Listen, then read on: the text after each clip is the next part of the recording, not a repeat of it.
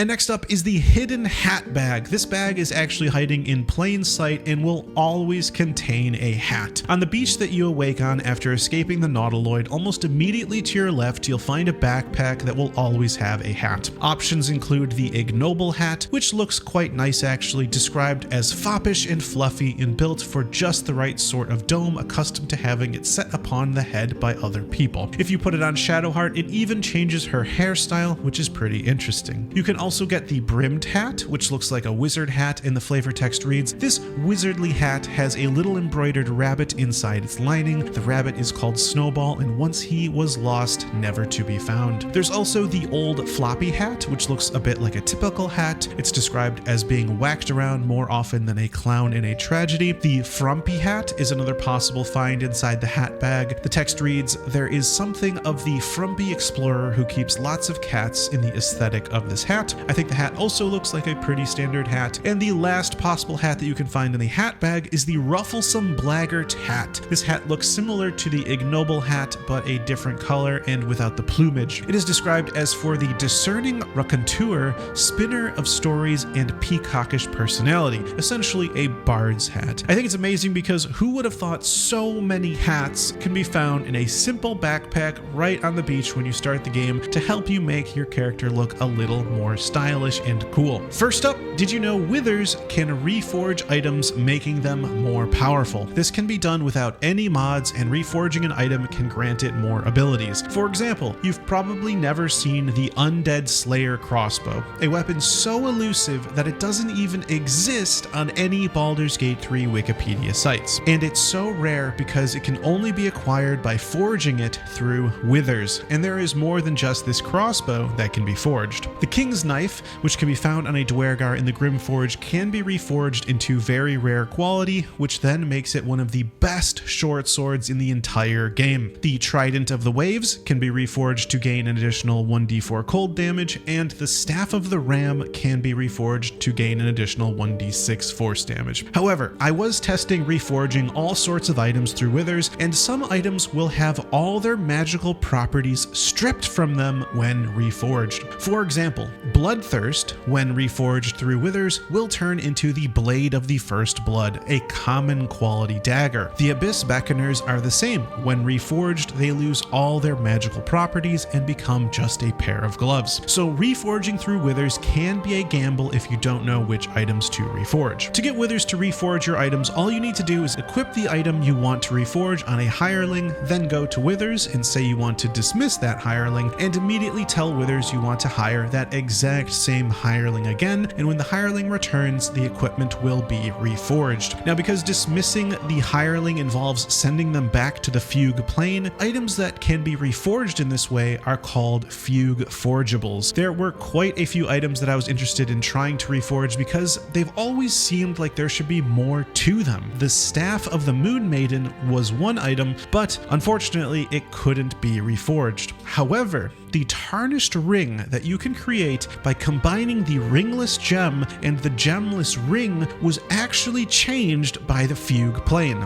The mysterious uncommon ring is actually converted into a common ring. Now, it's not the direction I wanted it to go in, but it did change. In total, this is only 6 items, so I'm sure there are more items that withers can reforge that we haven't yet discovered. And next up is how to cast spells through rage. You shouldn't be able to do this because Rage's tooltip says you can't cast or concentrate on spells while raging, but there are a number of spells that you can cast and maintain concentration on while raging. This is a big deal because certain items like the Strange Conduit Ring grant a plus 1d4 bonus psychic damage to attacks while concentrating, or the Thorn Blade, which grants a plus 1d4 poison damage to melee attacks while concentrating. So concentrating while raging can be quite beneficial. Some of the spells that you can cast while raging would require multi-classing into Trickery Domain, Shadow Monk, or Glamour Bard, but more practically, there are some concentration spells that we can cast while raging that come from items. The Shadow of Menzo Baranzan's invisibility can be used while raging, but that goes away once you take an action. Garrote from Ballast Gloves works through rage, and so does Dazzling Ray from the Fabricated Arbalest. Since no awkward multi-classing is required, these are more practical uses to gain concentration benefits while while raging, although these items are acquired deep into Act 3. It's also worth noting that you can cast these spells while raging, but if you're already concentrating on these spells when you rage, then concentration will be lost. And next up is an item meant for Gale that is easily missed. This item is the Frayed Drow Hood, and despite it having no magical properties, it can be absorbed by Gale. This makes it an ideal sacrifice since you're not really losing anything, and why this is suitable for Gale is unknown, but I'll take it. And to find the Frayed Drow Hood, just head into the Underdark and go to the Spectator Ambush point where all the petrified Drow are frozen. On top of the cliff, there's a backpack containing the Frayed Drow Hood. Just watch out for the torch stalk. And next up is Maggran's Hidden Dialogue. Maggran is the druid that shapeshifts into a bear when the tieflings tried to get through to rescue Arabella in the grove. However, if you manage to save Arabella without triggering this cutscene, you can actually go back to Maggran and talk to him while he's still in his human form. This is the one time it appears the developers did not plan for everything, because Maggran's mouth does not move at all during this dialogue where he says, "You're lucky I'm not in my bear form, back off." Although the fact he has anything to say is pretty surprising. To pull this off, just go towards the elevator right when you enter the Emerald Grove and jump down, first onto one of the pillars, then on the ground to avoid taking too much damage or dying, and then head straight for Kaga and save Arabella, then return to Maggran and you can hear this super rare dialogue. And next up is how to guarantee putting Bane on a target. The Ritual Axe has a feature called the Scourge Mistress's Bane, which has a chance to inflict a 1d4 penalty to attack rolls and saving throws, which is basically Bane. If the attacker has 50% or more hit points, they take 1d6 piercing damage themselves. This actually has no saving throw and will always inflict Bane. Of course, you do need to land the attack to cause Bane, but if you've got that covered, then this is on-demand free Bane at the low cost of 1d6 piercing damage to yourself. And the Ritual Axe can be found in the Shattered Sanctum on the table next to Abdurak. And next up is how to get infinite spell slots and sorcery points easily. To do this, all you need is Gale as a companion. First, make him a sorcerer and convert all of his spell slots into sorcery points. Then dismiss him from the party, damage him, and when he heals himself, return him to the party and all his spell slots are back. But he also kept all his sorcery points. You can repeat this process over and over to get as many sorcery points as you want, which can later be converted into spell slots as needed. The reason this works is because Gale's Restore spell restores all of his spell slots. So doing this as a sorcerer just takes advantage of this spell. Now, supposedly, Karlach can also heal herself in the same way, but I could not get it to trigger for the life of me, so I don't know if that's true, but it definitely works for Gale. And next up is a secret weapon that is actually OP. The weapon, plainly titled Greatclub, deals 2d12 bludgeoning damage. It is described as being heavy, constructed by spiked branches bound together with rope and sinew, and that's hard to imagine a cruder weapon, but it is effective. This two-handed Greatclub can only be found by disarming the Minotaurs found in the Underdark or the Minotaurs summoned by Helsik. Once you have the Greatclub, the best use for it is to bring it to Wulbren in the Moonrise Towers prison. There, if you right-click and drop the club, you can have it fall into Wulbren's cell and he will pick it up and use it to escape. Now, besides looking hilarious seeing Wulbren with a massive Greatclub, it also allows him to one-shot the walls, making their escape happen much quicker. And since it's not usable by humanoids, which makes the player character unable to use it, it also confirms that Wulbren is subhuman. Just kidding. It actually looks like they updated Wulbren's dialogue and he gave a very sincere thanks for freeing him. Although that's nice, I did actually prefer the old dialogue since it gave him such a memorable personality. And next up is a secret interaction you can only get when starting the game as a bard. Changing class won't work. When on the bard character select screen, you'll see your character has a rapier on his or her back. This rapier, once you emerge from your pod on the Nautiloid, is nowhere to be found. You're literally unarmed in your melee weapon slot. Instead, you have a single hand crossbow. Now, no matter what, when you make a bard, you'll never have a rapier. And strangely enough, it seems that the developers are aware of this because there is a dead thrall that will always have a rapier on their corpse if you are playing as a bard. Players have tested using mods to replace a bard's starting weapon with other weapons, and they are always removed, and on the corpse of the dead thrall will always be a plain rapier. Now this suggests that there is in fact some code removing a bard's main hand weapon and always placing a rapier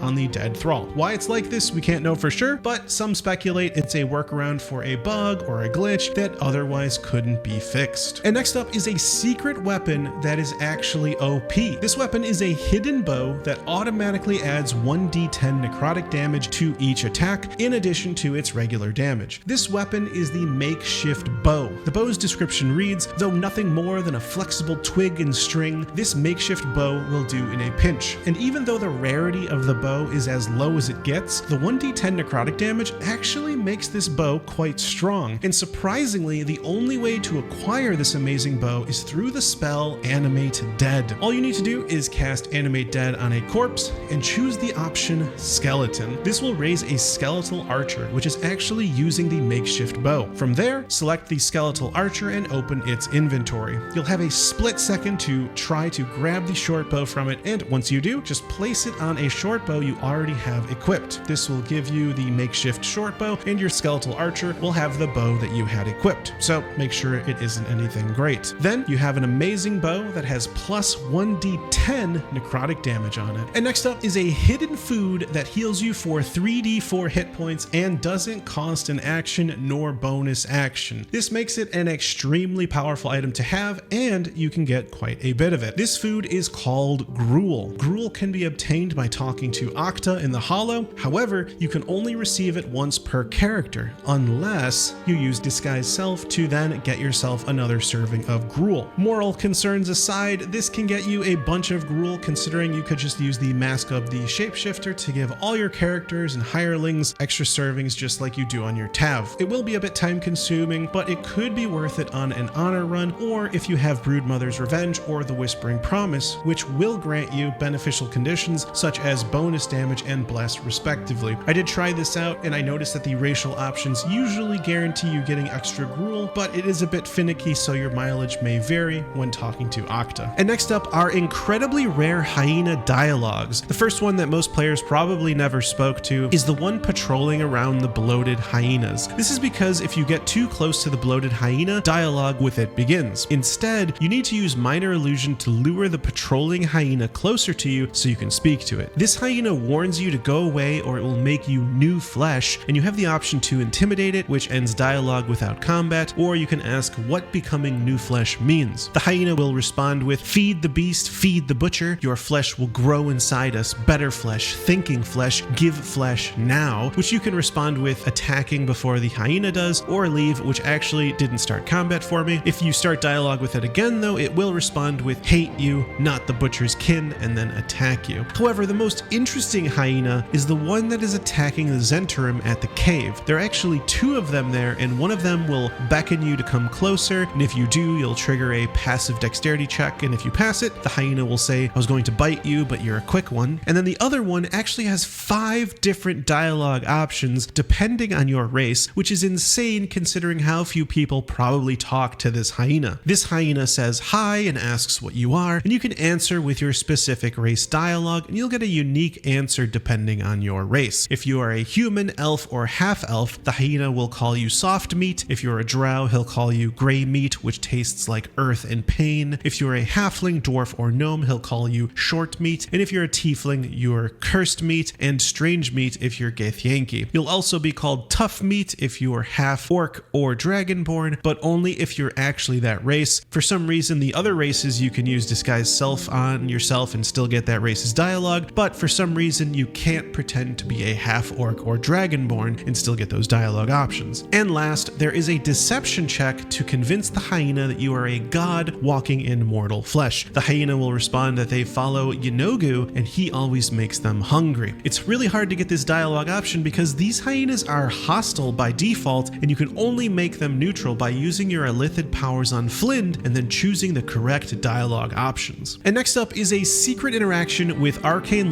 Lock that makes it OP.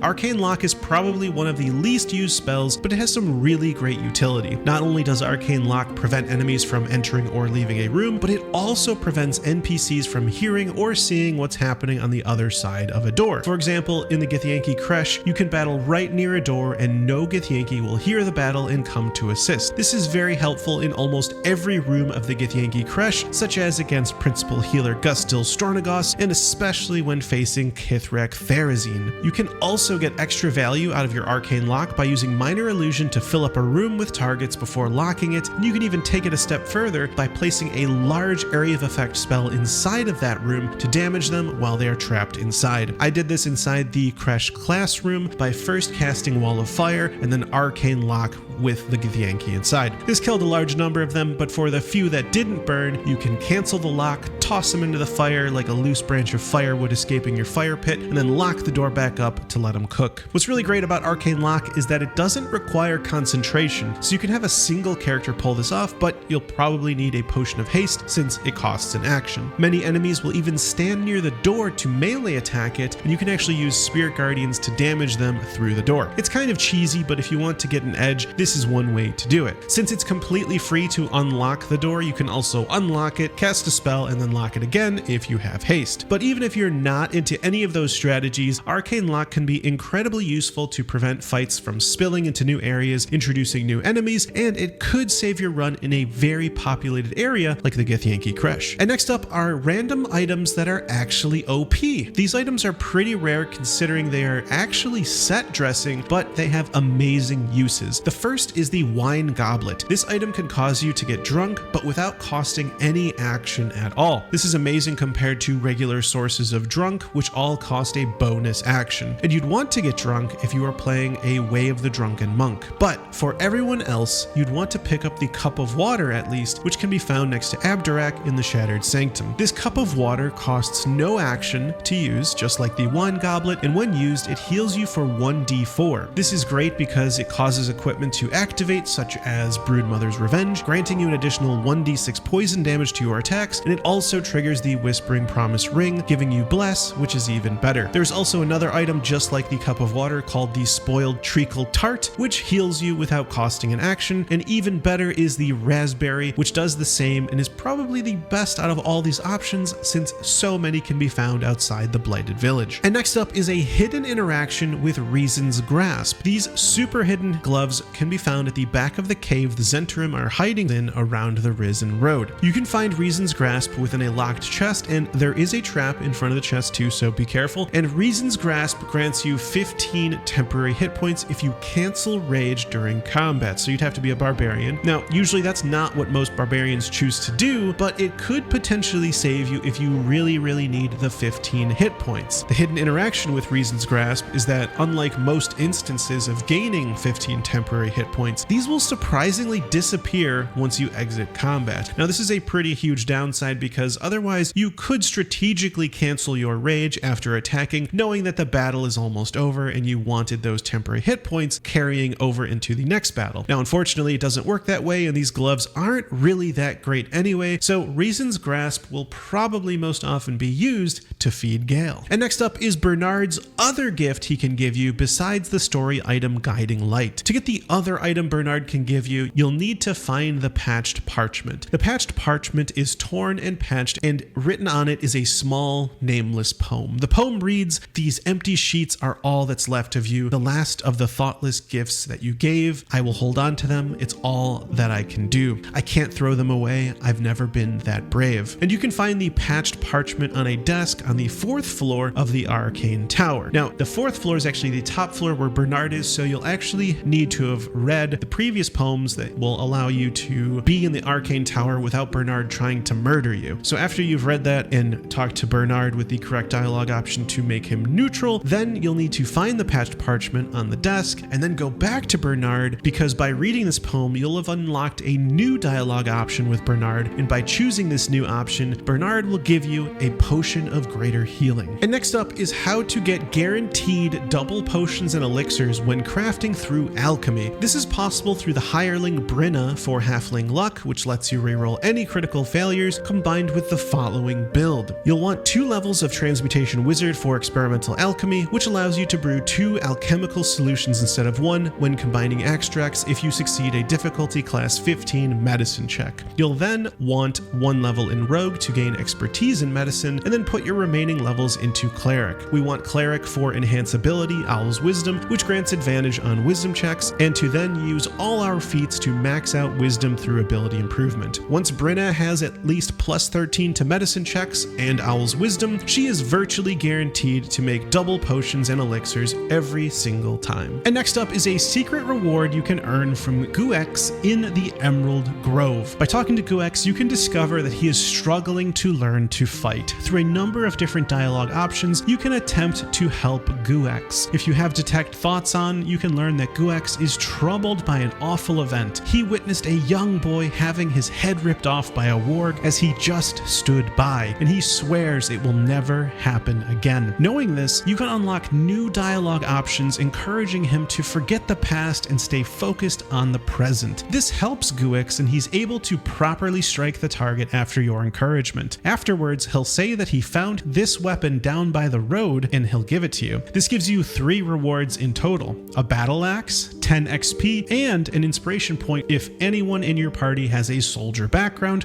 which Lae'zel has. But be warned, failing the Detect Thoughts DC 10 roll causes you to enter combat with the entire Emerald Grove, so it's a risky roll. And next up is a secret helmet that is actually a key that opens up a hidden underground passage. And within that underground passage is an NPC that if you cast Heal on, you can actually get hidden dialogue. This secret helmet is none other than the Key of the Ancients. The Key of the Ancients is a story rarity helmet which grants the wearer a bonus to nature checks, but also allows you to open massive stone doors that would otherwise be impossible to open, one of which exists within Nettie's chamber. When you inform Nettie that you've been infected with a Mind Flayer tadpole, she'll bring you into her room and begin to ask you about symptoms. If you slay her, you can loot the Key of the Ancients from her corpse and then use it to open the massive stone door in this room. However, you'll also need to first pass a perception check when getting close to the stone door, otherwise you won't be able to interact with it. So make sure to cast guidance on yourself before moving close to the stone door. Once you pass the perception check, the door will become interactable, and if you're wearing the Key of the Ancients, you'll magically open the door. Within the underground passage, you'll also find goblins, but also Findal, who is unconscious. By casting a healing spell on Findal, he'll awake, and you'll be presented with a number of dialogue options asking about him, the goblins, and what's going on, all of which is probably something most players missed. And next up is a hidden interaction with Madness. Madness comes from a number of different sources, such as Insanity's Kiss, Toxic Secretions, or a number of confusion spells and abilities. But did you know there is no immunity for Madness? Unlike Charm, Possession, Paralysis, Blindness, and other conditions, Madness in Baldur's Gate 3 is a sort of unstoppable force that you can never have guaranteed immunity from. For example, you can go mad from the Shattered Flail that drops off of a Null Flint. No aura or protection spell can stop this if you fail the DC 10 wisdom saving throw. And even worse is Insanity's Kiss, one of Auntie Ethel's brewed potions found in the Acrid Workshop. This instantly causes madness without any saving throw. I was just surprised that there is no spell or ability that can help prevent going mad like Protection from Evil and Good can help against Charm, Frightened, and Possession. Not even Saravok's Horned Helmet worked. It seems nothing exists to prevent madness. And next up is a super rare dialogue that you get when talking to Thulla. To get it, you'll need to first pass an investigation check to see if Thulla has anything valuable you can steal from her. When you pass it, you notice her boots look valuable,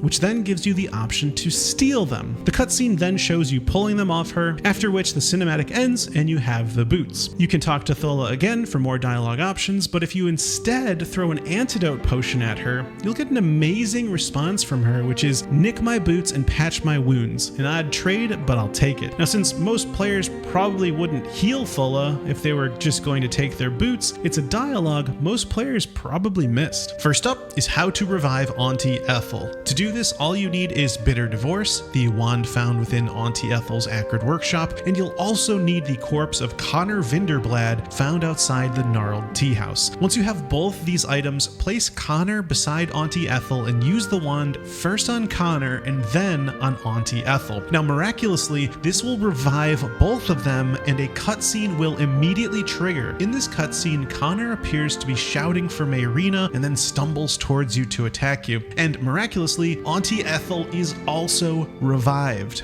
In my playthrough, she shouted some dialogue and then began to wander towards the fireplace to go hide. However, I killed her again along with Connor and noticed that her corpse had refreshed items. So I used this to my advantage by slaying Auntie Ethel over and over, and each time her corpse had 2 new elixirs of Hill Giant Strength, allowing me to quickly fill up on these elixirs for free. Amazingly, Bitter Divorce and Connor's corpse can actually be used to revive any target, not just Auntie Ethel. I tried it on a number of other monsters in an attempt to dupe the hag hair and other items, but it didn't seem to work the same way it did with Auntie Ethel. But I'm sure there are other amazing use cases waiting to be discovered. If you're going to try this, make sure not to talk with Mayrina after you defeat Auntie Ethel, because Bitter Divorce can be transformed into Second Marriage by triggering her cinematic, and then the trick won't work. A surefire way to avoid this is to just not save Mayrina. Of course, I also tried to get infinite hag hair from Auntie Ethel, but getting her hair involves letting Ethel live, so immediately upon completing the quest, Auntie Ethel teleports away, so we can't slay her again and then revive her. It would be pretty amazing to get more than 1 hair from the hag, but it looks like that's what we're stuck with. But I bet there's other targets we can revive to get really cool stuff that has not yet been discovered. And next up, did you know you can cast Ray of Sickness at the booze tub in the goblin camp to poison it? And then once it's poisoned, the goblins will all have a toast and a large number of them will instantly die. Now most players that know about poisoning the goblin camp probably go up to it and use the combine menu to place poison into it, but that requires that you be right next to it. But using Ray of Sickness allows you to get the high ground advantage just in case a fight breaks out afterwards. Plus, it's a secret use for Ray of Sickness that most players probably never thought about. Now, unfortunately, it doesn't work for the Dwergar cask in the Underdark because for some reason it's immune to poison, but there's really no need to poison it from a distance anyway. And next up is how to duplicate any item that you can equip.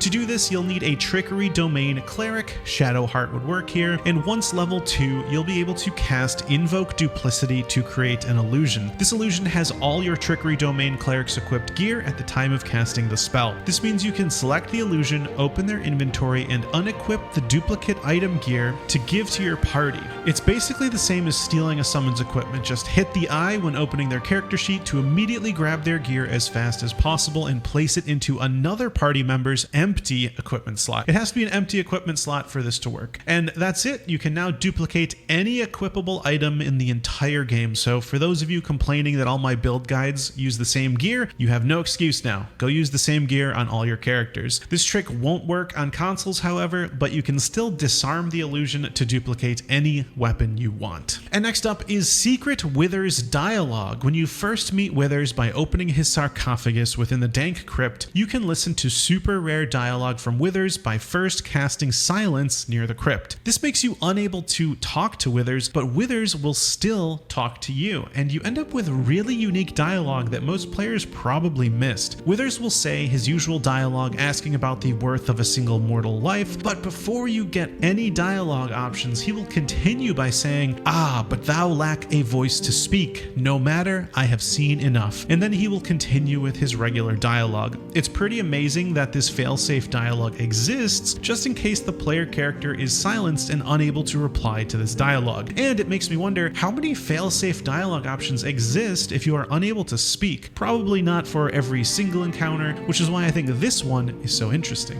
And next up is a hidden interaction with the wounded bird. When you first enter the Druid's chambers within the Emerald Grove, you can find Nettie caring for a wounded bird. Instead of talking with Nettie, if you instead cast a healing spell such as Cure Wounds, you can actually restore the bird completely. This unlocks new dialogue with Nettie where she will exclaim that the bird has never looked better and that she is impressed. Once dialogue with Nettie ends, the wounded bird's name actually changes to Healed Bird and will begin flying around. If you cast Speak with Animals, you can even hear new dialogue from the bird where she says, "Wings a little stiff, but I'm getting stronger." Instead of healing the bird, there is a Speak with Animal option for the bird as well. When you first speak to the bird, it will say, please, I'm resting, which you can reply by asking what happened to it. The bird will say nothing, trying to rest, which you can then respond by prodding the bird's wounded wing. The bird will actually cry out and then finally give an answer that she got too close to a knoll. And you can follow up by asking where this knoll was and find out it was in the hills near the road. After this answer, the bird will actually collapse and you can prod her wing again, but the bird will only lie limply on the table completely still. Once dialogue ends, you can see that you actually interrogated the wounded bird to death and all that remains is her corpse. But that's not even the worst fate the wounded bird can suffer. During a Dark Urge playthrough without Speak with Animals, when you talk to the wounded bird, you're immediately prompted to tear her wings off, which if you do, will end the wounded bird's life immediately. And next up is a hidden fruit that is secretly OP.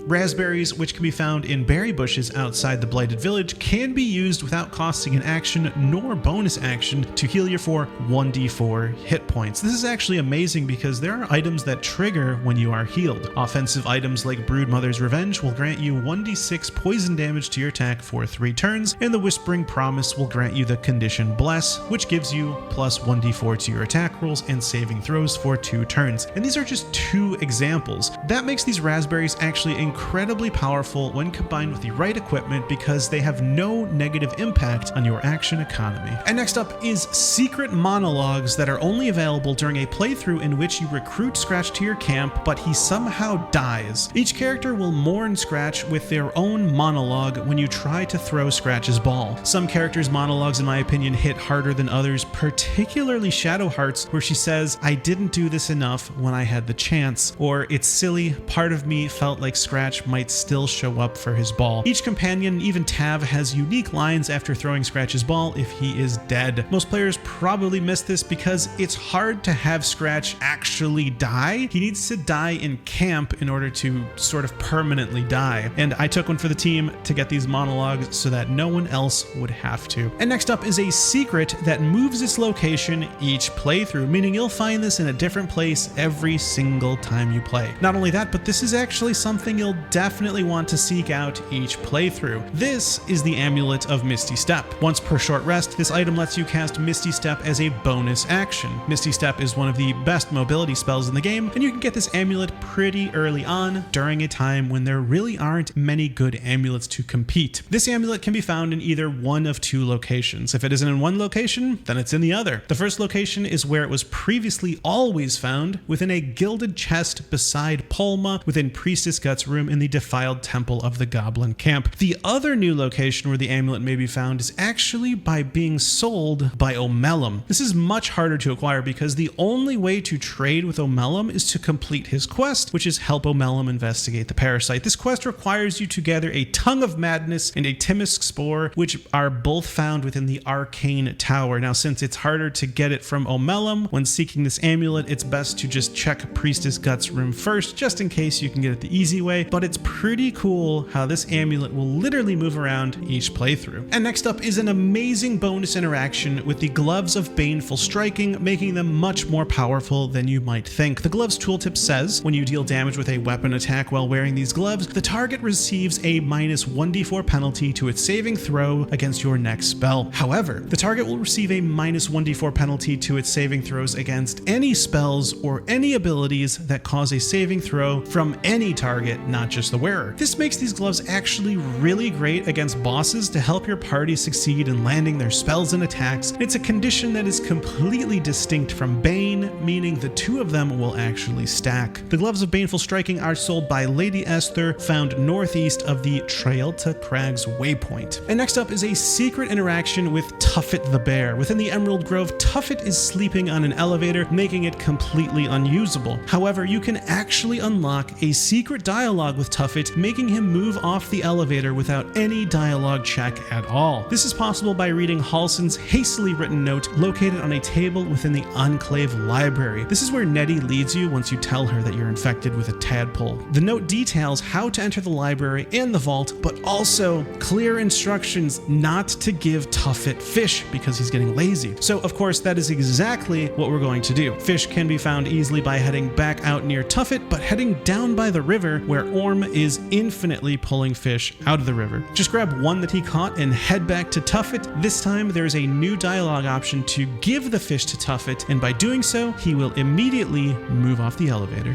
And next up is a secret chest tucked away within the Druid's Grove. Down by the river, there is a bear named Orm fishing. The rock beside him gets a lot of attention because under it is the amazing Amulet of Sylvanas, but if you walk along the edge of the water, you can eventually see a small island you can jump across to. On that island is a treasure chest which can contain a number of somewhat valuable items. Since it's tucked away and doesn't contain anything spectacular, it's a secret chest that most players probably miss. And next up is a secret interaction with Volo. Once Volo has arrived in your camp, if you have the perform class action, if you perform near him, he will actually perform with you, whistling the exact same song as you, making the performance twice as great. And while there isn't much of a reward or bonus for doing this at all, actually, it's probably an interaction that most players probably missed. And next up is a secret interaction with the Boots of Striding. These boots grant the wearer Focused Stride, which activates when you cast a spell that requires concentration. Now, Focused Stride grants you momentum for 1 turn, and while you maintain concentration, you cannot be knocked prone or moved against your will. This can be helpful in a number of situations, allowing you to move through the secret corridor leading to the Blood of Lathander without fear of being knocked to your death, or it helps you solve a puzzle before the Gauntlet of Shar. But a big downside of these boots is that you also are unable to be a target for Dimensional Door. Now, Dimensional Door teleports you and up to 1 ally to a place you can see, but surprisingly, you cannot target an ally who has Focused Stride active from Boots of Striding. While it may appear to simply be a minor drawback, if you do need to use Dimensional Door at a critical time, it could become a major drawback. And next up is a hidden dagger that is actually completely broken. The ritual dagger can be found on or near Abdurak in the Shattered Sanctum. This dagger grants 2 special abilities: Blood Sacrifice, which costs a bonus action and causes you to take 1d4 slashing damage to receive a plus 1d4 bonus to attack rolls and saving throws until the end of your next turn. It also grants you a passive feature called the Pain Maiden's Blessing. After a successful attack with this dagger, the wielder receives a plus 1d4 bonus to attack rolls and saving throws until the end of their next turn. This essentially means 2 turns of Bless by either attacking an enemy or using Blood Sacrifice. However, instead of lasting 2 turns like the dagger describes, it only lasts 1 turn, which is a pretty huge drawback. Interestingly, you will still gain the plus 1d4 bonus to attack rolls and saving throws, even if you don't take the damage from Blood Sacrifice by using items such as the Adamantine Splint Armor, which reduce all damage taken by 2, allowing you to take less damage each time you use Blood Sacrifice. And when you roll a 2 or lower, you'll take no damage and still gain the Pain Maiden's Blessing, which is not bad. Not only that, but when using Blood Sacrifice on a character that has unstable blood, the blood surface that is created under the wearer is not an unstable blood surface, which would be expected. Instead, you'll just have a regular blood surface, which isn't great since you went through the trouble of getting unstable blood. Overall, it's a pretty broken dagger that understandably doesn't get much use. And next up is an item that is way better than you might think. Within the Arcane Tower's Chest of the Mundane lies an incredibly powerful item called Mistra's Grace. By bringing a Sursur flower to the chest or by simply looting it, the silverware will transform into their true form, revealing Mistra's Grace, which grants you the spell Featherfall. And while you might think, this isn't that great, this essentially grants you the spell for the remainder of the game. Featherfall, when cast outside of combat and outside of turn-based mode, will be a ritual spell and will not cost a spell slot. This means you can just drag these boots onto your hotbar and equip them anytime you would need Featherfall, cast the spell, then re-equip your standard boots. This makes these boots ideal for a party that doesn't otherwise have access to Featherfall. And next up is a newly discovered permanent damage increase buff that you can gain for your weapons that is super hidden. To gain this buff, you'll need to have a wild magic sorcerer in your party. They're the only ones who can provide this buff, which comes from their wild magic enchant weapons spell. This spell will enchant the weapon of each creature within 6 meters, causing their next attack to be a critical hit and deal an additional 1d4 force damage. However, if the sorcerer is the only one in your party who receives this condition, then you can pass the weapon that got enchanted to any other party member, and that weapon will keep the enchantment even after its next strike. In fact, it will be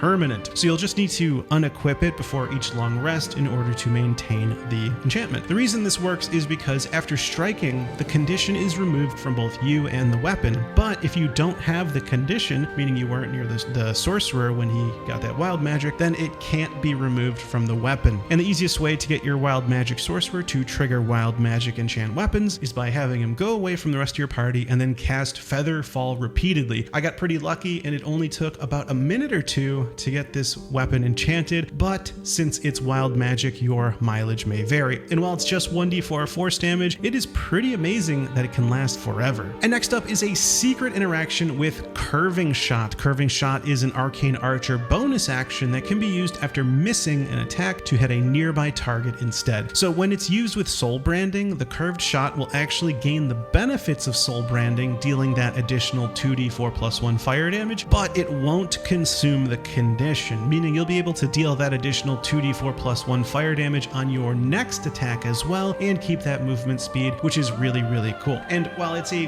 very cool hidden interaction, chances are it won't happen too frequently because in order to trigger this, you have to miss your initial attack and already have Soul Branding in order to take advantage of this mechanic. So it's kind of cool, but probably nothing that can be exploited over and over. And next up is an amazing interaction with Loviatar's Scourge. If you ever find yourself surrounded by a lot of low health enemies, such as the Shadow Cursed Ravens that ambush you in Act 2, Loviatar's Scourge is an incredible weapon to make short work of the murder of crows. Loviatar's Scourge passive deals an additional 1d6 damage to all nearby targets when you attack with the weapon. Since these ravens all clump up around you and also only have 1 HP, this weapon is perfect for this scenario. But be sure to have alert, otherwise you'll get surprised once the ravens descend and you could take some damage. And next up is how to completely skip the Gauntlet of Shar, skipping the Faith Leap, Self-Same, and Soft Step trials. To do this, you'll need to grab the Umbral Gem near your gear since you still need to activate the lift. Once you have that, and optionally the Spear of the Night for Shadowheart, then take the lift down and just cast Knock on the large circular door. Now, surprisingly, this will work, even though you couldn't cast Knock on a previous door behind a puzzle earlier on, and Knock can be learned by a level 3 Bard, Sorcerer, or Wizard, or a level 8 Arcane Trickster or Eldritch Knight. First up is a secret spell you can get access to that reflects all projectiles back at the attacker, and it lasts until long rest. That spell is gained by raising the Addled Frog as a Spore Servant and casting Mucus Membrane. The Addled Frog is a beast that can be found in the Putrid Bog, also known as the Sunlit Wetlands. If you slay the frog and then bring it to the Underdark, Glut can raise it as a Spore Servant. As a Spore Servant, the Addled Frog appears to be enhanced. Mucus Membrane lasts until long rest rather than until it reflects a single projectile, granting permanent projectile reflection. This is amazing for the Arcane Tower's Arcane Turrets, which allows you to easily occupy their attention while you kill them. Unfortunately, the Arcane Turrets attacks don't deal enough damage back to themselves to destroy them, but at least they're no longer a threat thanks to the Addled Frog. The Addled Frog also automatically gains Mirror Image upon entering combat, which is very interesting, raising its AC to 33, making it extremely hard to hit. I sent the frog up against Filro the Forgotten, and he will reflect his spells back at him, and in my case, even one-shot him with the Venomous Discharge ability. And while the Addled Frog isn't the best Spore Servant, it definitely is one of the top choices, especially if you haven't yet slain the Boule or any other Underdark monstrosities. And next up is a new party-wide permanent condition, which is See Invisibility. Turns out the entire party can get the Eye from Volo. To get this group lobotomy started, you'll need to have saved Volo from the Goblin camp, talk to him about your condition, and then long rested. The next morning, you'll need a character to cast Hold Person on Volo. This allows you to talk to Volo, undergo his procedure, but he'll still stick around, letting the next party member in line get the same procedure done. Entering turn-based mode helps a lot just in case Volo succeeds the saving throw and escapes Hold Person, but it is possible to do this without turn-based mode. It's pretty funny in the cinematic asking Volo how many times he's done this after, 2 or 3 of your party members have already gone through the procedure, although of course there is no new dialogue, so to speak. And having See Invisibility on every single character is awesome, especially for Act 3. And next up is a secret Withers dialogue that was recently discovered within the Dank Crypt. If you manage to get inside Withers' room without activating the skeletons, you can unlock secret dialogue. All you have to do is click on Withers' sarcophagus while the skeletons haven't been awakened yet. But what's really crazy about this dialogue is that it doesn't sound like Withers at all, and I had to really turn up my volume in order to hear it at all. Have a listen to what it sounds like.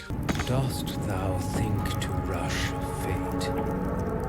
See to the dead first. And next up is a secret weapon that has a permanent bless enchantment on it. This weapon is rarely found by players, but surprisingly can be found early on into Act 1. This weapon is Svartalby's Wound Seeker. This weapon has Deepen the Wound. The wielder gains a plus 1d4 bonus to attack rolls with this weapon when attacking creatures that have already taken damage. This weapon is also two-handed, so it pairs very nicely with the Great Weapon Master feat. To get this weapon, you have two opportunities. First, you can get it off Yiva when you encounter her at Joaquin's Rest in Act 1, or if she is still alive within the Mind Flayer colony in Act 2. If you want to get Svartalby's Wound Seeker as soon as possible, head to Joaquin's Rest and cast Fog Cloud near Gauntlet Yiva. Make sure not to target any of them because that will cause combat unless you don't care. Then enter turn-based mode and cast Command Drop on Yiva. Then drag the weapon into the cloud and send it to camp. From there, have one of your characters smash down the door and walk in. This causes all the Flaming Fist to rush up to save Floric and will let you get away with your crime. Now, it did take me a few attempts to get this exactly right, so be careful on honor mode. You may get a fight on your hands. If dialogue begins with the Flaming Fist, you can talk your way out of it, but in some cases, each of my party members had to pass dialogue checks, which was unexpected, and alternatively, you can just wait until Act 2, free Gauntlet Yiva from her pod in the Mind Flayer colony, disarm her, and then grab the sword then. Or if you're doing a murder hobo run, you could just slay her at Joaquin's Rest without having to worry about any of that. And next up is a secret interaction with the Boots of Elemental Momentum. These boots grant momentum for 2 turns after the wearer deals acid, cold, fire, lightning, or thunder damage with spells or cantrips. However, these boots will actually activate from Booming Blade, the new cantrip introduced in patch 8, which deals thunder damage upon striking and additional thunder damage when the afflicted target moves. This makes the Boots of Elemental Momentum a nice option for any character using Booming Blade. Since it's a melee attack, having momentum to more easily reach your opponents is always helpful. And the Boots of Elemental Momentum can be found on the Rosymorn Monastery Trail, sold by Lady Esther northeast of the Trialta Crags Waypoint. And next up is a hidden reward you can obtain if you use only Illithid powers during dialogue. When choosing the Illithid tag in dialogue, you'll be faced with a DC 2 wisdom check. If you pass, you'll get a unique comment from the narrator each time. However, after your 7th use, you actually unlock something new entirely. So the first time you use your powers, the narrator says, a shiver runs across your mind, you feel sated. The second time, the narrator says, something stirs deep within you, hungry and alert. It's taking something you'll never get back. On your 3rd use, the narrator says, your mind lurches, reeling suddenly as if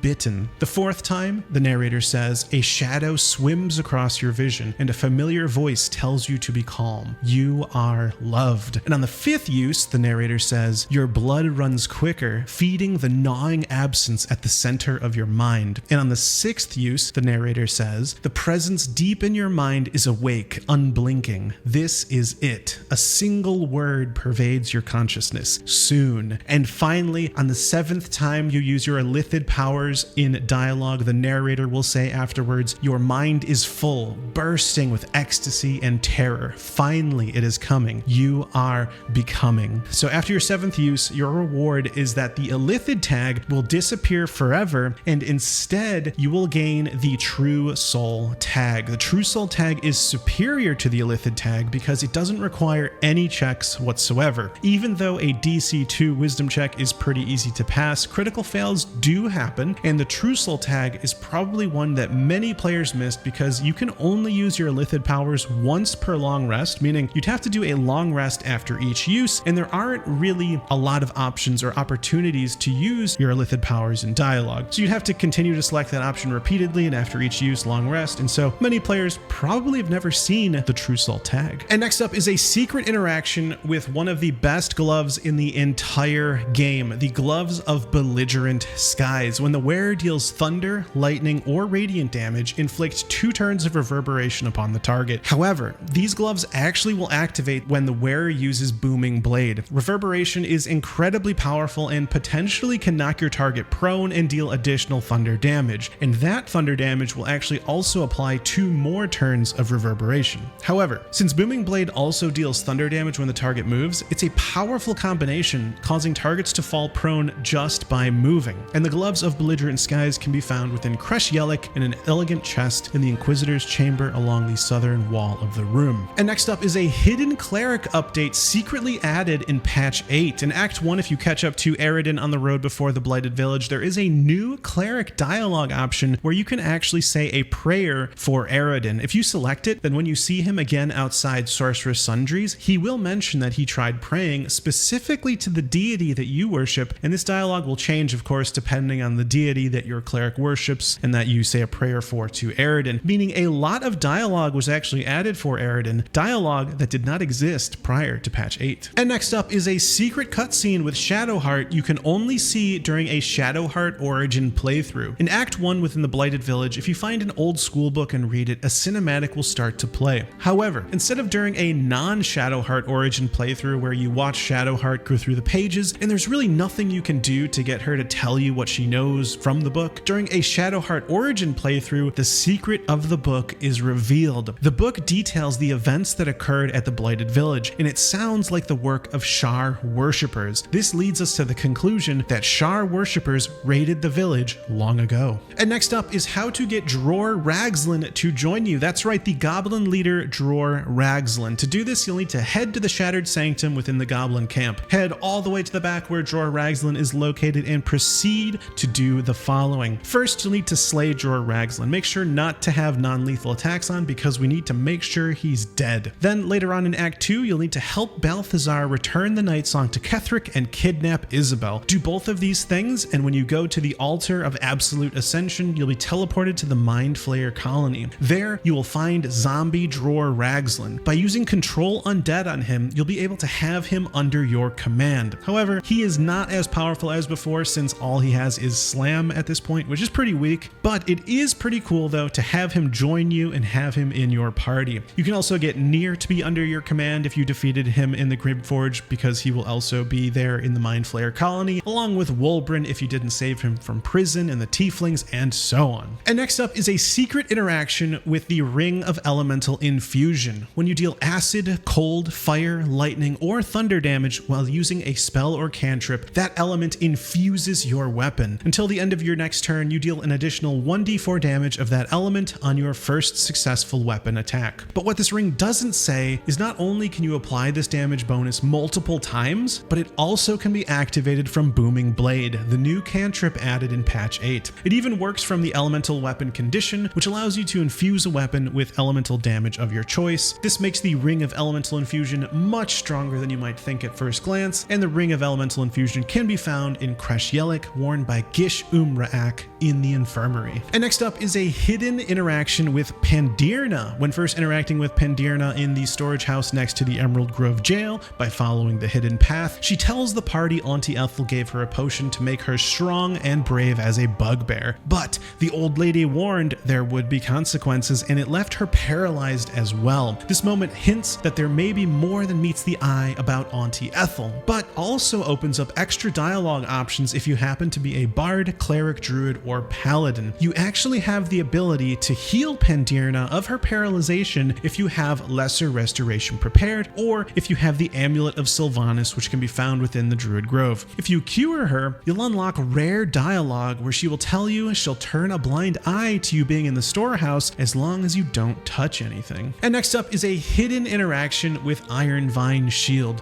When hit by a melee attack, the attacker takes piercing damage equal to the wielder's wisdom modifier if the wielder of the shield is holding a weapon empowered with Shillelagh. However, this shield will deal this damage when hit by any damaging attack, whether that is a ranged attack, a melee attack, or even succeeding a saving throw on a spell, as seen here when we succeed a saving throw against Incineering Strike, and it deals damage to the caster, which is crazy. This makes the Ironvine Shield much more powerful than you might think, or stronger than you might have anticipated, or even better than originally concluded. It's especially fun on a light cleric Circle of the Stars druid build with the Holy Lance Helm, which deals radiant damage when a target misses, because then whether an enemy hits you or misses you, either way they are taking damage during their turn and getting 2 turns of reverberation per attack. First up is how to get Tara to fight for you. Tara is Gale's Tressim, a cat-like monstrosity that can claw your enemies. Most players probably have never had Tara in their party, but she's particularly powerful because it seems enemies will not target her. And to get Tara to join you on your adventures, you'll need to play a Gale Origin playthrough. This is because Tara appears at your camp only in a Gale Origin playthrough during your first long rest. Tara gives Gale a Ring of Evasion, which is a very rare ring, but also because she appears in camp after her cutscene, we're actually able to slay her. On her corpse, we'll find a Tressum collar, which is another very rare item, but more importantly for our purposes, we'll be able to pick up her corpse and drag it to the Underdark, where Glut can reanimate her as a Spore Servant to force her to join our party. Initially upon resurrection, she scurries away, but after heading to camp and then back, Tara comes around and will be part of your party like any other Spore Servant. And it's pretty awesome to be able to control Tara and have her fight your enemies, and it's certainly something most players probably missed. And next up is a secret cutscene with Shadowheart. Within the Blighted Village, there is a hidden tome named Old School Book. This book can be found within a moldering bookcase near the Three Ogres. If you loot the book, your avatar will make a comment, but if you actually read the book, a cutscene will begin with Shadowheart reading the book rather frantically. Her reading is cut short when her wound flares up, and based on my dialogue options, there's really no way to get through to her about what is in the book that's important to her. Even pressing the issue through dialogue and a persuasion check only led to her revealing that she is a follower of Shar. But her interest in the Old School Book makes me wonder if she has ties to the Blighted Village. And this cutscene is also rare because it won't trigger if you already took Shadowheart near the Selûne statue next to the windmill, making this cutscene one that most players probably missed. And next up is a secret cinematic with Sceleritas Fel. During a Dark Urge playthrough after Alfira appears in your camp, if you have another companion kill her before you head to bed, at your next long rest, Sceleritas will appear with unique dialogue. He'll talk about how everything was set in place and yet you failed to take the bait. Sceleritas will go on to say how lost you are and how you'll become sick if you don't murder soon. And while he says he will not speak of this embarrassment again, he does not reward you with the Deathstalker Mantle, which is one of the best capes in the game, which turns the wearer invisible for 2 turns after killing an enemy. And if you had knocked out Alfira so that Quill shows up, you'll get the same dialogue if another companion kills Quill before you. So this dialogue is probably one that most players will miss, since getting it means missing out on that cloak. And next up is a campsite with a secret bonus hidden within it. As you start to head to Act 2, you may end up taking the Mountain Pass, which means you'll pass through the Rosy Morn Monastery Trail. If you decide to head to camp while at the trail, there's actually a secret waiting for you. At one of the overlooks near the edge of camp, if you bring a character there, a fully orchestrated and vocalized version of I Want to Live will start to play. This is one of 2 other campsites in the game that have a hidden location where music will start playing. The other being behind Astarion's tent in the Wilderness campsite in Act 1, and a vista on Worms Rock Overlook, the camp you stay at as you transition to Act 3. And next up are secret interactions with Calm Emotions. This is a level 2 enchantment spell that has a ton of uses, besides using it to protect your party from the Harpy's charm or to snap Khazador's servants out of their charm. Calm Emotions can actually be used in a number of boss fights or other difficult encounters to make them much easier. Within Act 1, you can use Calm Emotions to remove the Redcap's Bloodlust, which lets them attack 3 times and gain 2d8 hit points if it lands a killing blow. It can remove Owlbear's Rage, which grants the Owlbear in the cave the multi-attack ability, 2 strength and constitution, 12 temporary hit points, and resistance to all physical damage. It also removes Null's Frenzied Fury, which grants them 3 attacks per turn, and the Spider Queen's Wrath, used by the Phase Spider Matriarch on Tactician difficulty and above, can be removed by Calm Emotions, which causes the Phase Spider Matriarch to gain 4 strength, lose 1 AC, but also gain an additional attack per turn and resistance to all physical damage. And that is just some of the more powerful enraged conditions that Calm Emotion can remove in just Act 1. However, one of the more notable uses for Calm Emotions is actually on Orin. If you cause her to sort of lose her mind more than she has already lost it, by telling her that Saravak betrayed her by telling her own mother to kill her, she will gain a condition called a Mist Most Scarlet as a side effect of Baal forcibly transforming her into the Slayer. Calm Emotions can actually remove this condition that grants Orin the 25 temporary hit points and a +2 bonus to strength and advantage on wisdom saving throws. So try having Calm Emotions prepared next time you have a Bard, Cleric, or Archfey in your party. And next up is a hidden item within the Secluded Cove. The Secluded Cove is an area within the Emerald Grove where you can find Murkon down by the river. After you defeat the Harpies there, if you head directly south, you can find their nest on a small cliff that you'll need to either jump to or use a spell to get to. Once there, you can find a letter, a book, and an uncommon ring called the Ring of Color Spray. This ring allows you to cast the level 1 illusion spell Color Spray, which is decent, but most notably is how well hidden this Harpy nest is, which is why most players have probably missed this ring. And next up is secret dialogue you can get if you're missing an eye. Both Malice Thorm and the Owlbear will treat you differently if you're missing one of your eyes. Now Will is lucky because he's already missing an eye, but to get these options with your Tav, you'll need to have Volo operate on you. This gives you the tag One-Eyed and unlocks related dialogue from it. With the Owlbear, if you also have Speak with Animals on, then you'll get the One-Eyed dialogue option to say that eye, or lack of it, must have you in a lot of pain, I should know. You'll still need to pass a dialogue check afterwards, since the Owlbear replies that scars don't make us kindred nor welcome in her nest, but it is an interesting dialogue option that's easy to miss since Volo removing your eye would probably be done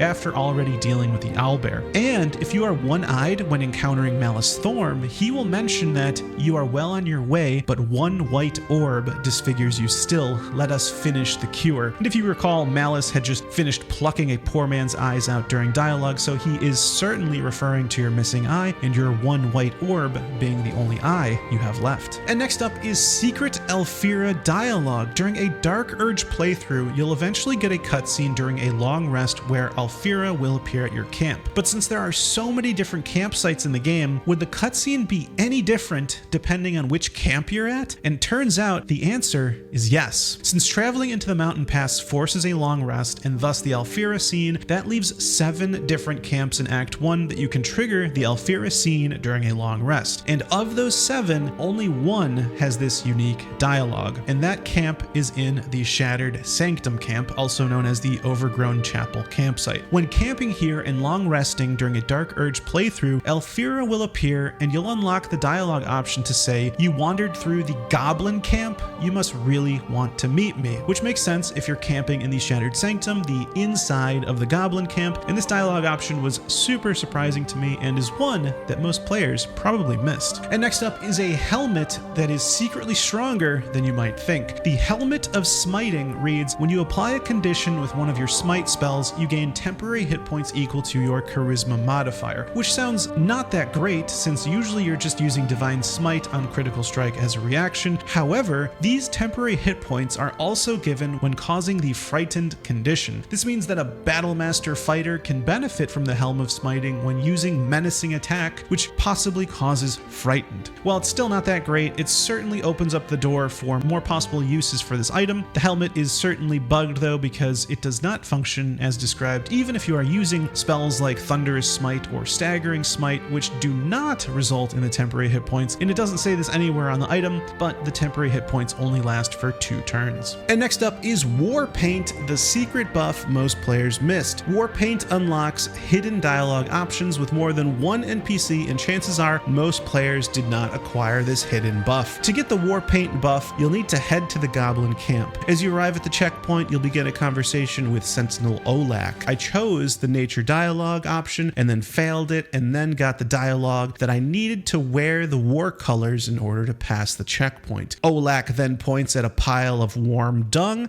and says that smearing that across your face ought to do it. If you go through with it, you'll actually gain the condition War Paint, which reads decorated with warg dung. Once you have that condition, along with Speak with Animals, when you talk with Claw and Little Claw, both will have much more friendly conversation with you than if you didn't have the War Paint condition. Little Claw mistakes you for his dad, and Claw likes the way you smell. Whereas without the condition, Little Claw says that if you touch him, he'll bleed you out, and Claw says he wants to eat your giblets. And next up is Minthara's secret poisonous kiss, unlockable only once you're in Act 3. You'll need, of course, to keep Minthara alive in both Act 1 and Act 2, and have her join your party in Act 2 and do some very specific things. First, you'll need to increase her approval as much as you possibly can because Minthara's poisonous kiss can only occur once you've romanced her. So as you get her approval up, you'll need to select certain dialogue options once you kill Ketheric, and then officially begin your romance with her at the end of Act 2. Once you arrive in Act 3, then you will finally gain the option to kiss Minthara. After kissing her repeatedly, there is a random chance that upon kissing her that you will then feel strange. Minthara will admit that she takes small doses of poisons with her meals and that there may be traces on her lips. This is super rare because not only do you need to save Minthara, you then need to romance her and then kiss her a whole lot, since this is a rare random occurrence to get poisoned from her kiss, meaning it's probably an interaction that most players haven't seen. And it actually reminds me of Baldur's Gate 2 2, where there was a woman on the side of the road you could kiss and it would instantly kill you. And next up is a secret reward from a random goblin that joins your camp. At the end of Act 1, if you choose to raid the Grove, you can actually get a reward from an NPC called Goblin Brawler. He immediately gives it to you upon talking to you, explaining that he had to cut off the fingers of someone in order to get it from them. And at the end of the dialogue, you see in your inventory an item which is none other than Elfira's loot. It seems poor Elfira just can't catch a break during evil playthroughs. And next up is how to get Halsin to join your party in Act 1. To do this, all you need to do is complete the quest to defend the portal in Act 2, and when you talk with Halsin at camp afterwards, he will offer to join your party. Once you have him in your party, just cast silence on him and then take any Act 1 waypoint, and he won't be able to stop you since he's silenced. This allows you to play out any parts of Act 1 you didn't already complete, and he surprisingly has a lot of dialogue when exploring certain areas, which you wouldn't expect since you're probably not supposed to have him in your party in Act 1. And next up is Warlock Grease's brand. Warlock Grease is a goblin in the Shattered Sanctum that can brand you, but he will only give you his brand if Priestess Gut has already been slain. Warlock Grease's brand is in fact the same as Priestess Gut's brand, but it is a rare dialogue having Grease apply it, since most players probably would have gotten branded by Gut already if they had wanted it. The Absolute's brand will give you the branded tag and allow you to progress through dialogue with Gekul, Corsair Greyman, and Lump without a dialogue check. It also unlocks the full potential of a number of items such as the Absolute's Protector, Talisman, and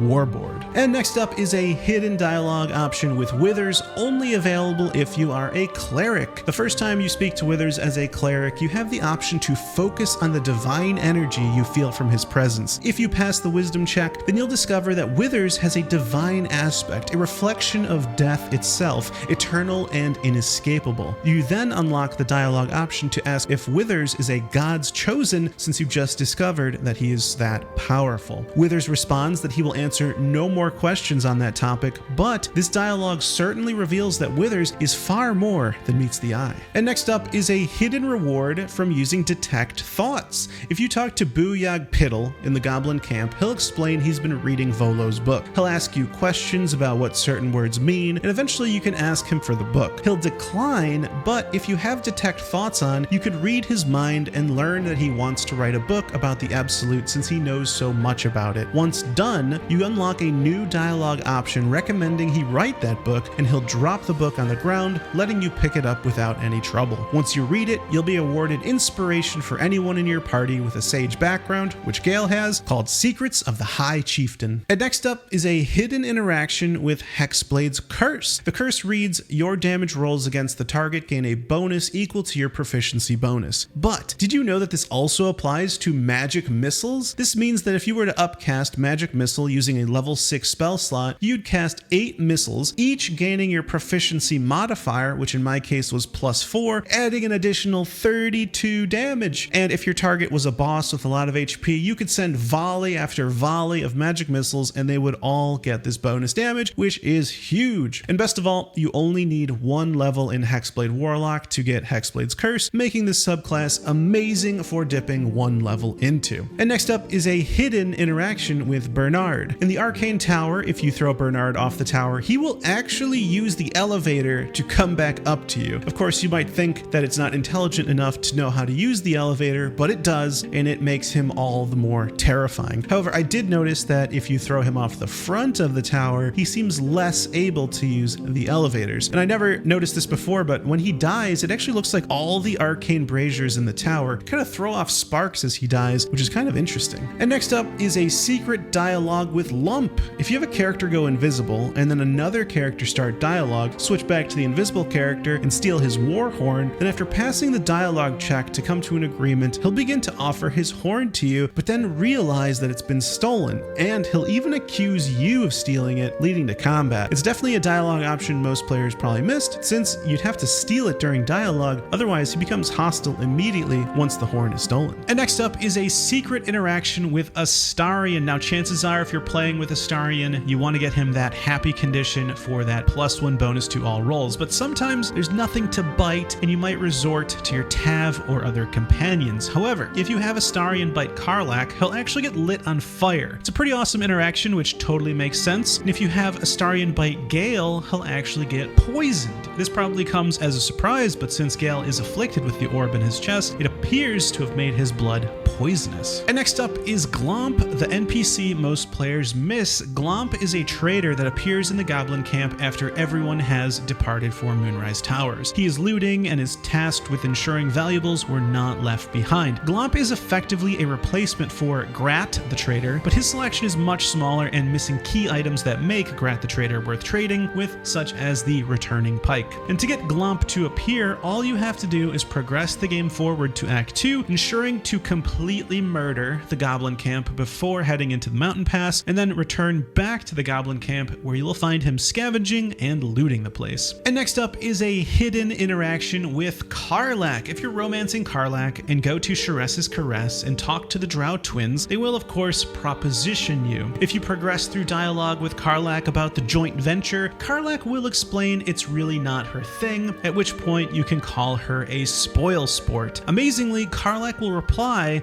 calling you a degenerate. And next up is a hidden interaction with the new Way of the Drunken Monk subclass. In Act 2 within the Arcane Tower, there are arcane turrets, and you might think since these are constructs, they would not be susceptible to the Way of the Drunken Monk. However, you can make these arcane turrets drunk. They even have an animation for being drunk. They sort of fold up and then have bubbles above them. This drunkenness gives them disadvantage on dexterity and charisma checks, so next time they try to persuade someone, it's not going to work as well. And frankly, it is another strange interaction with these arcane turrets that you really would not expect. And next up is a new secret buff that was just discovered, which grants you +4 to strength at the cost of -2 to your AC. Now this is super strong because it means that +4 will give you +2 to your ability modifier, and this lasts until long rest. Now to get this, it's a bit complicated. You'll need to talk to Priestess Gut and ask for her to help you get rid of your tadpole. She'll lead you away from your party and offer you a potion. And then for this to work, you actually must not be any form of elf, because this potion actually needs to put you to sleep so that you awake in Priestess Gut's quarters. From there, you'll need to escape from your bonds and engage in combat against Gut and Pulma. You can also have your party join to help you at this point. Now in combat, you need to make sure to kill Gut first. This will cause Pulma on her next turn to cast Pulma's Wrath. When she does, you'll need to be essentially inside of her character model. This is because when she casts it, all objects within her model gain the same condition. Now, it took me a really long time to find a reliable way to get inside Pulma, but if you cast Enlarge and she is prone, you can actually walk through her, and then while you're right inside, right click to stop midway, and there you go. Now, when she casts Pulma's Wrath on her next turn, you'll get the new secret buff that was just discovered that grants you +4 to strength at the cost of -2 to your AC. And next up is an item that can only have a single die applied to it that makes it change its appearance completely. This item is the Grimskull Helm, and it may appear to be undieable, but that's because the Deep Lilac die is the only die in the game that works on this helm. It changes its appearance to look golden, which is quite the contrast to sort of the greener original color. And surprisingly, the Gibbous of the Worshipful Servant also is exactly like the Grimskull Helm in that it appears to be undieable, except for the Deep Lilac die works as well, giving it a sort of golden tint, but still having mostly of default color visible. And Deep Lilac die can be found on most trader wares once you're level 5, but you can guarantee finding it in Figaro's basement at the Facemaker's Boutique and within the dirt mound along the Risen Road of Act 1. And next up is how to enchant any weapon with permanent advantage. To do this, all you'll need is the Unseen Menace. This rare two-handed pike has a permanent condition called Invisible Weapon. However, when you miss an attack while wielding it, it loses this condition for 2 turns, and you gain a condition called Invisibility Sundered. Now, if you swap out the Unseen Menace for a weapon you want to enchant with permanent advantage, within those 2 turns, you'll permanently gain advantage through Invisible Weapon on your newly equipped weapon. However, there is a bit of setup required first. So first, you'll need to move the Unseen Menace to a blank space in your inventory and then sort it. The important important thing being, once again, that it moves, and then drag your equipped weapon on top of Unseen Menace to equip it. Since it grants advantage, you may want to equip some armor you are not proficient in order to increase your chance to miss, right? Because we want the Unseen Menace to lose its invisibility. Once you miss, I like to enter turn-based mode and then right-click the Unseen Menace and then click equip,